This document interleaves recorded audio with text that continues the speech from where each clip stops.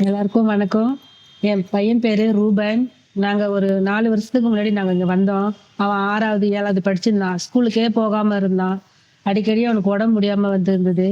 அவனுக்கு 1 மாச குழந்தையிலேருந்து அவனுக்கு ஃபிக்ஸ் வந்தது. இப்போ இங்க இந்த யோகா கிளாஸ்க்கு வந்ததுக்கப்புறம் மாஸ்டர் என்ன சொல்லிட்டாரு, "மாத்திரை நிப்பாட்டுங்க. நாங்க சொல்றதெல்லாம் நீங்க ஃபாலோ பண்ணுங்க" அப்படின்னு சொல்லிட்டு சொன்னாரு.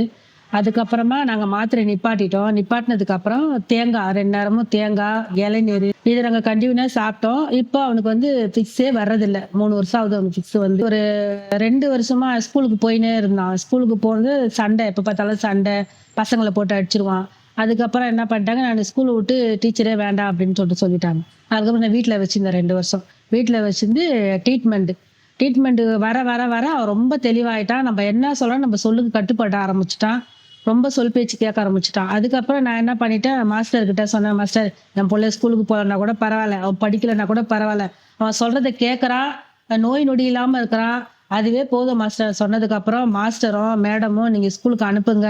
அவங்க சொன்னதுனால இன்னைக்கு அவன் 9வது போய் 10வது வந்திருக்கிறான். ரொம்ப வந்து புரிஞ்சுக்கிற திறன் ரொம்ப அதிகமா இருக்குது. ஏன்னா அத விட சந்தோஷம் அவனுக்கு நோய் நொடி இல்லாம இருக்கிறான். அதுதான் எனக்கு ஒரு மனசார நன்றி சொல்றேன். அந்த யோகா கிளாஸ்க்கு வந்து அவர் சொன்னத நாங்க ஃபாலோ பண்ணோம். இன்னைக்கு அவன் நல்லபடியா இருக்கிறான்.